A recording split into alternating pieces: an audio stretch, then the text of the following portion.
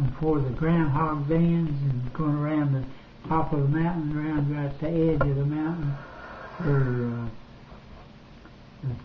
set traps. We're going to looking for places to set traps, and I went and come up to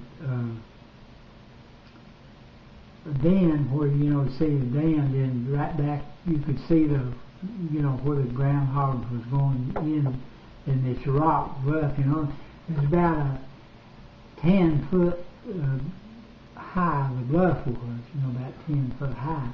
But we just walked, me and Cuny and York, and we went up to I started up the hole, and I just run on ahead, like a kid would. I just run on ahead and going up in front, and we went up to where we looked and see if there's any tracks and things. But I just ran up there and stuck my head looking back in the hole, and Cuny was behind me, and he grabbed me by the overhaul gallus. He grabbed me right there and jerked me back, just jerked me, I mean hard back. And I said, what's the matter then? He said, look right down there. He said, there's the biggest rattlesnake you ever saw. He said, you had your head within 3 or 4 inches of it. And I looked, and there they were coiled up on that rock there was the biggest rattler you ever saw. I mean the big one that I ever seen. And Cuny, he said, it never moved. It just had it up, coiled up, and his head laying down on the coil. And his head was huge. I mean huge. And he was back and they said, well, this had one shell is all it had. Had the little old 22 rifle, but this had one shell. And he said, well, he can't shoot himself for this, he'll get away. He said, we want to kill him. And they decided what to do.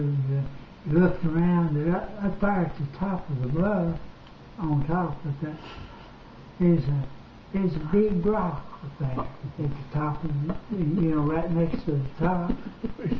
Which the rock? And I don't know. I told him that we could prise the rock down, just let it come straight down, and it would hit him and kill him. And York, I don't know, he suggested, I guess that would be a good idea, and Cuny did too. But we went up and looked at went around up on top there and looked at the rock, and how much trouble it'd be to get it to go off over there. So one of them stayed and watched the snake while the others, we'd go up on top. And we got up there, and me and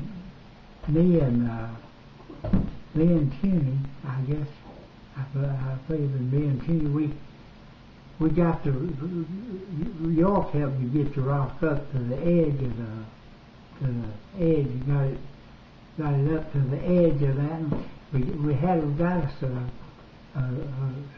a pretty good prize pole to prize it with, and he prized it, and he prized up to the edge. Then York, he got down there with a 22, and he was going to shoot it if it didn't get.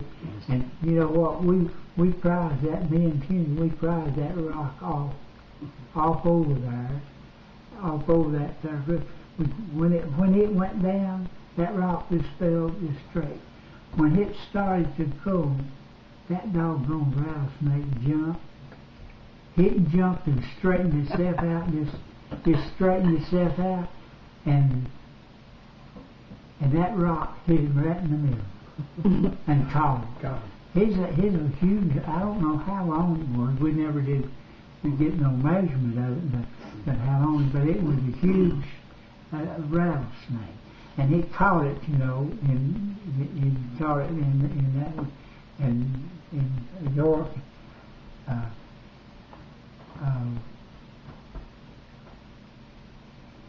He shot it. I believe he shot it. You know. And then went and beat it with a stick, you know, and give it. But he's got with that rock. That rock caught it, you know. And I don't know. He's at least 5 foot long, maybe more. It might have been more, but had best I remember.